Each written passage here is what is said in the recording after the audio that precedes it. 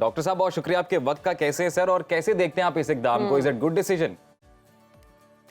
बिस्मिल्लाहिर्रहमानिर्रहीम। पहले अगर आप इजाज़त दें तो मैं आपकी एक चीज़ पे कमेंट करूं। आपने सही कहा कि जो अंडों की कीमत है वो 50 से 60 रुपए हो गई है। जी। ये बात मुझे इसलिए मालूम है बहुत, और मैं रोज़ ही मालूम करता हूँ, बिकॉज ये जो स्पोर्ट्स पर्सन्स होते हैं वो अंडे खाते हैं बिकॉज उनमें प्रोटीन होता है। प्रोटीन बिल्कुल। तो my son is trying to become a cricket fast bowler.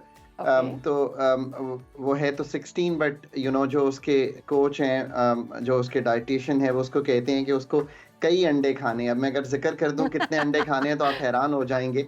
और उनका क्या मतलब, उसको 10 से 12 से 14 अंडे डेली खाने हैं, यानी कि 600 रुपीज पर डे के सिर्फ उसको अंडे खाने, मोस्टली वाइट्स और बीच में थोड़ी सी जर्दी फिट भी। रहना मुश्किल हो गया इस मुल्क में। हाँ खान साहब, करेंसी आप के बारे में बताएं। करेंसी नोट जो हैं वो क्यों तब्दील किए जा रहे हैं और क्या ये इकदाम दुरुस्त है?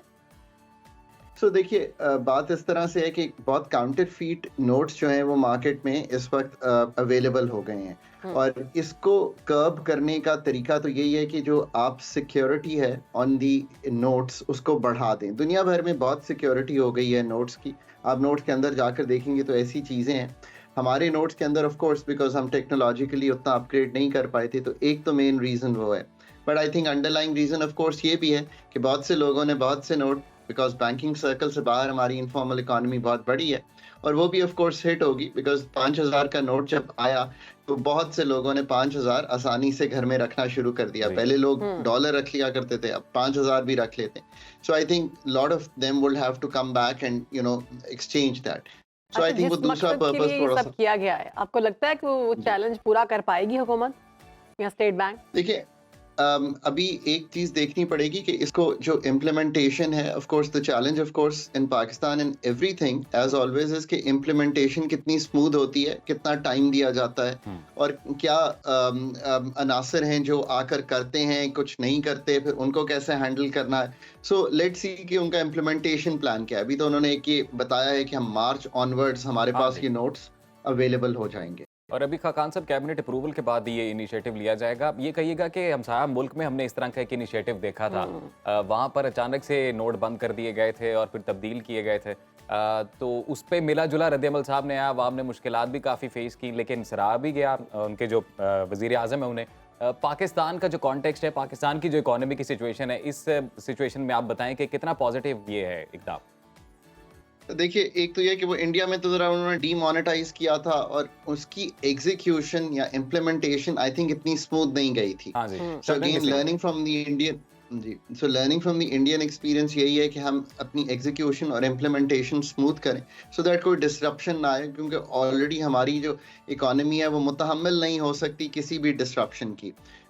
सो they have to make sure. Let's see कि कैबिनेट समरी में क्या लिखा जाता है अभी, क्योंकि ये बहुत अर्ली उन्होंने ये कहा है ज़रूर स्टेट बैंक ने। सो वी हैव टू सी कि इसकी जुज़ियात, इसकी फ्रेमवर्क, इसकी इम्प्लीमेंटेशन प्लान, इसका टाइम पीरियड, ये सब क्या है। मैं इसलिए कहता हूँ कि चीज़ों पे कमेंट्स इस इनिशिएटिव के बाद आपको लग रहा है टैक्स नेट बढ़ेगा, क्योंकि जो अनडॉक्यूमेंटेड इकोनॉमी है वो डॉक्यूमेंटेड हो जाएगी, जिसे ब्लैक मनी कहा जाता है, वो सामने आएंगे, ऐसा कुछ होगा? देखिए, इसमें दो बातें हैं। एक तो हमारी जो अपनी नीयत और अपनी कैपेबिलिटी कि हम ये जो इनफॉर्मल इकोनॉमी है इसको फॉर्मलाइज कर सकें, और तीसरी बात यह है कि उन लोगों को कोई इंसेंटिव होना चाहिए कि वो इनफॉर्मल सेक्टर में छोटे छोटे काम जो हैं, स्मॉल एंड मीडियम एंटरप्राइजेस, वो अकाउंट भी अपने नाम पे खोल लेते हैं, वो कंपनी नहीं बनाते। फॉर्मलाइज करने का तरीका टैक्सेशन से पहले ये है कि कंपनीज रजिस्टर होनी चाहिए, कंपनीज रजिस्टर होंगी तो फिर फॉर्मलाइज होंगी। तो ये तीन चीजें। अब ऑफ कोर्स टैक्स मशीनरी को अपना काम इस तरह करना है कि हमें बहुत से इनफॉर्मल सेक्टर को, नॉन रजिस्टर्ड बिजनेसेस को बिजनेसेस में लाना है, और इसका रिटेल और होलसेल एक बड़ा जोश है, इसमें तो कोई शक नहीं है। लेकिन हाकान साहब, एफबीआर ने रिटेलर्स को टैक्स नेट में लाने के लिए ताजिर दोस्त के नाम से कोई मोबाइल ऐप भी मुतारिफ कराने का फैसला किया है, तो ये कितनी बेहतर या कारगर साबित होगी? तो देखिए, गाये बगाये हम कोशिश करते रहते हैं। हमने पहले पॉइंट ऑफ सेल्स मशीन्स लगाने की कहा, बट वो ऑफ कोर्स फिर वही मैं कहता हूँ कि the proof lies in implementation. अब इम्प्लीमेंटेशन यहाँ खड़ी है कि हमने कहा कि हम पता नहीं 5 लाख मशीन्स लगा देंगे, पर हम अपने अहदाफ नहीं पूरे कर पाए। अब ये पर स्लोली एंड ग्रेजुअली ये भी अच्छा कदम है कि उनको एक इंसेंटिव दिया जा रहा है कि वो उस ऐप के थ्रू रजिस्टर हों, वो उस ऐप के थ्रू काम करें। ये सब चीज़ें पॉजिटिव हैं। Actually it is the implementation plan, the quality and the quantity, हम कितना काम कर सकते हैं।